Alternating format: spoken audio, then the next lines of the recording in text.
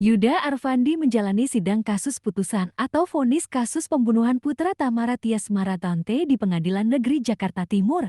Majelis Hakim menjatuhkan hukuman 20 tahun penjara kepada Yuda. Yang tidak mempunyai daya upaya untuk melawan, melepaskan diri dari penenggelaman yang dilakukan 12 kali oleh terdakwa Yuda Arfandi, menimbang bahwa oleh karena itu tidak ada hal yang meringankan untuk terdakwa, akan tetapi karena keyakinan yang dianut oleh hakim anggota 2 sebagaimana perintah Allah ke-7 dari 10 perintah Allah agar jangan membunuh, maka pidana yang patut dijatuhkan kepada terdakwa adalah pidana seumur hidup.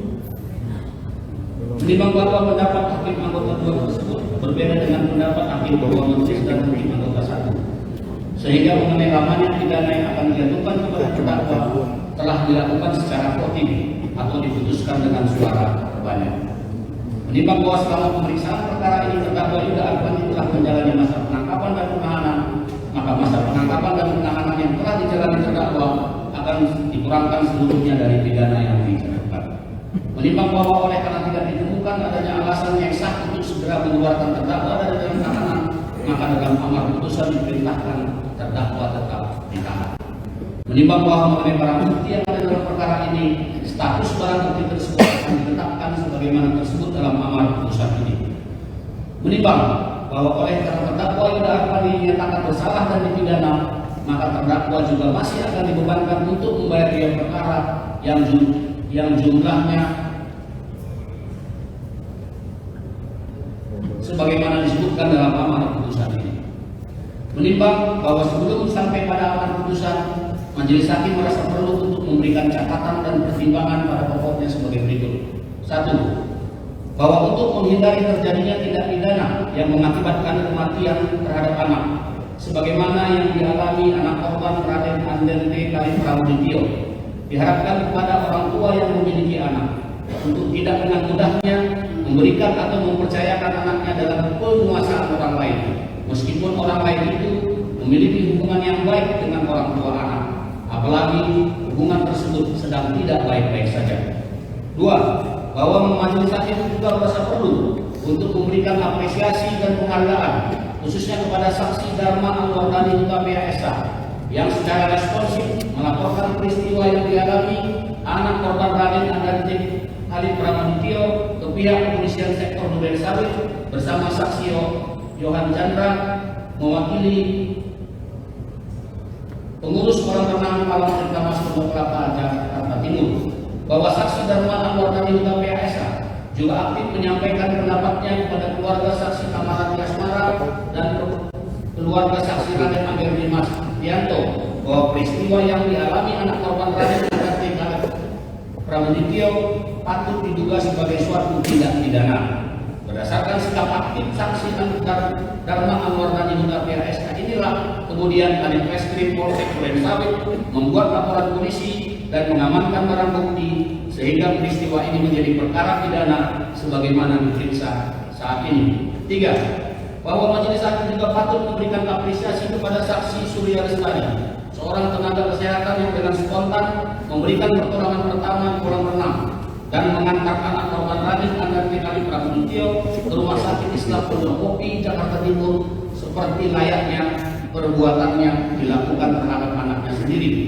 Bahwa pertolongan pertama yang diberikan dilakukan dengan penuh perhatian dan kasih sayang terhadap seorang anak yang membutuhkan pertolongan medis di area publik seperti yang terjadi di kolam renang Palang Tirta Mas Pondok Kelapa Jakarta Timur. Semoga sikap dan perbuatan saksi Surya Lestari yang rela menolong ini dapat menjadi teladan bagi kita semua yang mengetahui kondisi orang lain yang patut mendapatkan pertolongan. Mengingat pasal 340 KUHP Undang-Undang Nomor 8 Tahun 1981 tentang Hukum Acara Pidana serta peraturan perundangan lain yang berkaitan.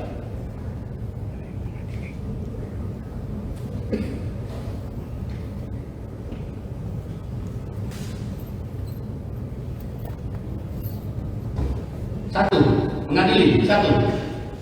Menyatakan terdakwa Yuda Arfandi secara sah dan meyakinkan bersalah melakukan tindak pidana pembunuhan berencana sebagaimana dakwaan pertama primair penuntut umum. 2. Menjatuhkan pidana terhadap terdakwa Yuda Arfandi oleh karena itu dengan pidana penjara selama 20 tahun. 3. Menetapkan masa penangkapan dan penahanan yang telah dijalani oleh terdakwa dikurangkan seluruhnya dari tidak dijatuhkan. 4. Memerintahkan terdakwa tetap ditahan. 5. Menetapkan barang bukti berupa 1 buah rekorder DVR merek Efficient model DS7216 dikembalikan kepada pihak korban, pihak kolam renang Palau Tirtamas Pondok Kelapa Jakarta Timur melalui saksi Yohan Chandra. 1 lembar akta cerai dan seterusnya sampai dengan 2 lembar invoice medikal pasien atas nama R. Andarte Kali Pramudityo dari Rumah Sakit JWCC Asih Jakarta Selatan tanggal 23 Januari 2024 dikembalikan kepada saksi Raden Angger Dimas Ardianto. 1 baju renang anak warna biru dan seterusnya sampai dengan 1 bundel catatan guru perihal perkembangan siswa per minggu atas nama Raden Andarte Kali Pramudityo dikembalikan kepada saksi Amara Tias Marang. 1 lembar fotokopi surat keterangan nomor 004 perihal pemakaman mendiang Raden Andarte Kali Pramudityo sampai dengan 1 bundel rekam medis nomor 0101-2050 tanggal 27 Januari 2024 atas nama anak X tetap terlampir dalam berkas perkara. 1 handphone merek iPhone 13 mini dan seterusnya sampai dengan 1 kaos pendek merek Giordano warna putih dirampas untuk dimusnahkan. Potongan organ hepar berwarna kehitaman berat 15-20 gram hasil laboratorium dalam berkas dikembalikan kepada ahli Dr. Parah Primadani Taurau SPFM. 6. Membebankan kepada terdakwa untuk membayar biaya perkara sejumlah Rp5.000.